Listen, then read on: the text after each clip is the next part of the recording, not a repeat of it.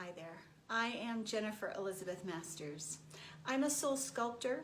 I help you break the mold of past trauma and heartbreak so that you can have the amazing life and business that you deserve and that you dream about. Today we're talking about triggers and finding our inner adult. You know, in relationships, sometimes what happens when we get triggered and get upset, who shows up? Two children. We don't need to look for the inner child. The inner children are the ones running the show. And I know this from experience. When we've had trauma in our childhood, it could be sexual abuse. We could have been thrown up against a wall like I was by a brother. You might have been beaten by your parents. You may have had your mother tell you you were stupid, or you know, you're not acting intelligently, or maybe you've had your parents yell at you, scream at you in an angry voice because they were out of control and they didn't know how to manage their emotions. So all these things come from the subconscious mind, and I'm going to give you a reference point to understand, because if you listen to music on Sirius or on the radio or on YouTube, wherever, on Facebook, even if you listen to music and you hear, for all the music buffs, you hear the first note of a song in a certain key, it rings a bell within our old programming. It's programming. Our old memory that is located in the subconscious mind. Have you ever noticed how just 1, 2, 3 notes could be played and already you're in that Moody Blues song, you're in that Foo Fighters song, you're in that, let me think, Snow Patrol or the Beatles or whoever it is that you listen to, Eminem, that you hear the song and you're playing the words in your head. Where is it coming from? It's not here. It's in the subconscious mind because you heard it over and over and over and over again back in the 60s, the 70s, the 80s, whenever it was that music played. So think about this. The first 7 years of our lives, we are like a sponge and we absorb everything in our environment. We absorb from our parents' facial expressions. We absorb if our mommy is on the phone and mommy, and mommy gets upset and yells at us, I'm on the phone. We get startled. We go into fight, or freeze, the FFS, the effing Fs. When we go into that, we are in PTSD. So if someone yells at us in our adulthood, we're not showing up as the adult. We're showing up as that wounded child way back when our mommy couldn't listen, got angry, and yelled at us, or our father, or an early teacher. So when these old programs come up, we get triggered, and it could be a tone, it could be a word, and I know a lot of women don't like to be called a bitch. And then when that became the colloquialism for woman, I don't know about you, but it triggered me, because that was something that I was working to let go of, because that's not who we are. So whatever the key is, whether it's a word, a phrase, a tone, an expression, all of these things are imprinted in the subconscious mind. It's like they've been engraved, deeply engraved in the subconscious mind. And there are ways to reprogram, deprogram. And here's a couple that might help you. So if it is a tone that really upsets you and bothers you, you could practice with your partner, desensitizing yourself in a safe environment. So if your partner is a safe person to be with, ask them to play with you in order to heal this issue. Maybe it's a word. Have them do the thing over and over again until you recognize that it's old and you're safe. You could tell the story to your partner over and over again, repeating it back to them, noticing new things that come in.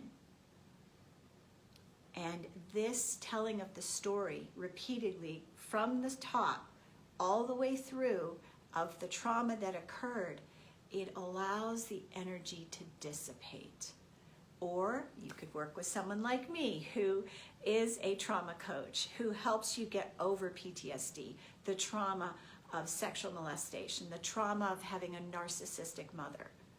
There are several different ways we can do it, but we have to find new ground in the subconscious mind by recognizing that was in the past, but this is now, and I'm responding to something that happened with my mom or my dad, and this is old programming that I'm responding to rather than my loving partner.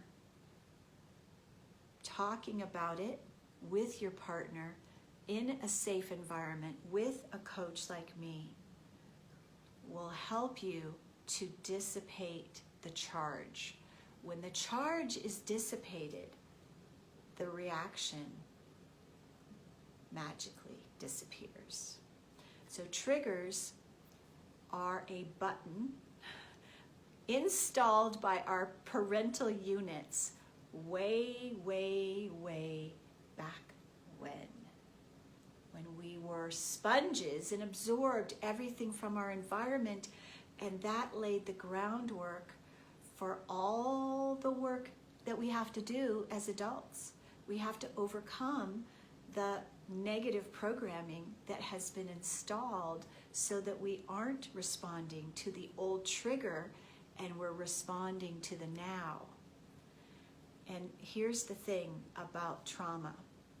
It's not the trauma itself that causes the issue. It is our reaction, the way we feel, our emotional reaction and response to it. If we feel guilt and shame, if we feel horror or tremendous fear or terror, or we're absolutely paralyzed. When our parents are screaming at us as children, we feel powerless, we feel hopeless. And all those feelings from the past show up in our relationships in the now when our partner says something or triggers that memory that pushes on that button from 30, 40, 50, 60 years ago.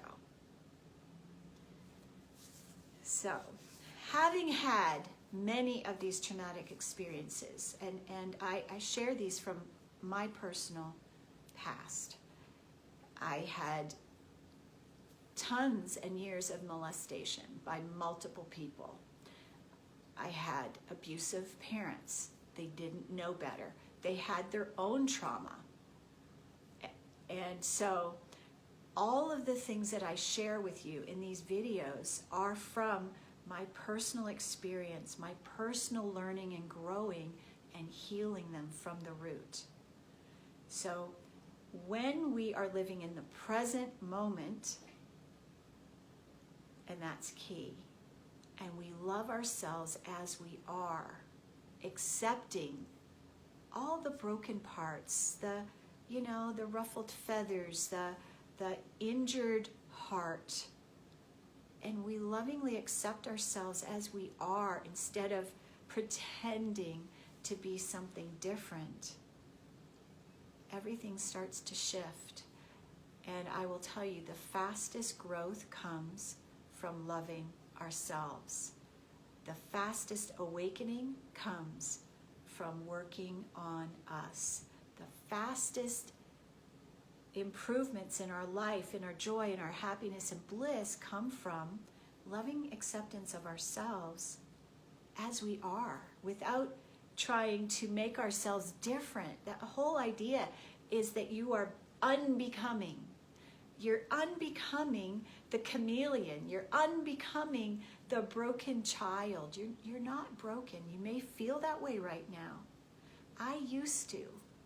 And when I wrote Odyssey Victim to Victory back in 2011, I was recounting my traumatic story, my experiences, and showing you how low my vibration was as I went through the process of healing.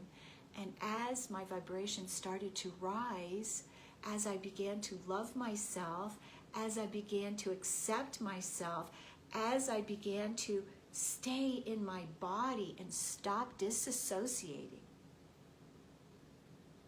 I stopped running away from who I was.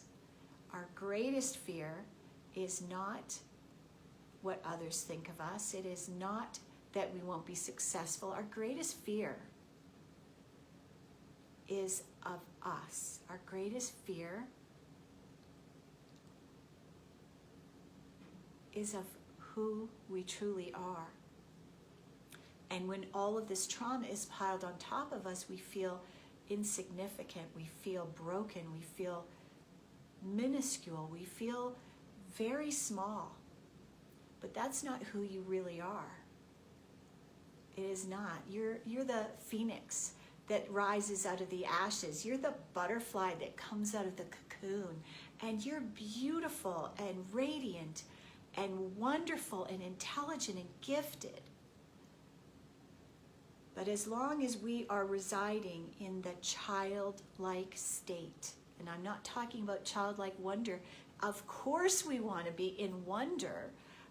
That is how we enjoy bliss and experiencing magic every day. But when we show up in our relationships as the wounded child, in fear, don't see me, don't hurt me. Because we've been hurt so many times, we're shielding ourselves constantly, trying to duck and avoid confrontation because that's what happened in our childhood. But as long as we are avoiding sharing deeply with our partners, we're also avoiding deep intimacy. Because when we can break free of the old wounded child and step into our highest truth, which is infinite, you're amazing.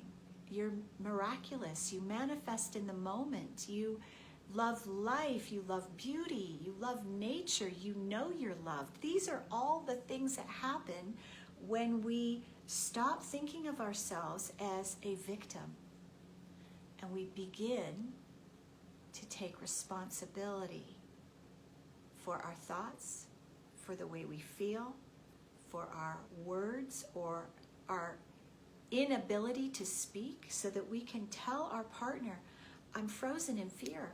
It's hard for me to speak right now. Could you give me a moment, please? It terrifies me when you yell at me. I feel like a little child that is being scolded for being bad. I'm ashamed of myself. I go back to that sexual trauma back however many years it was. I feel ashamed.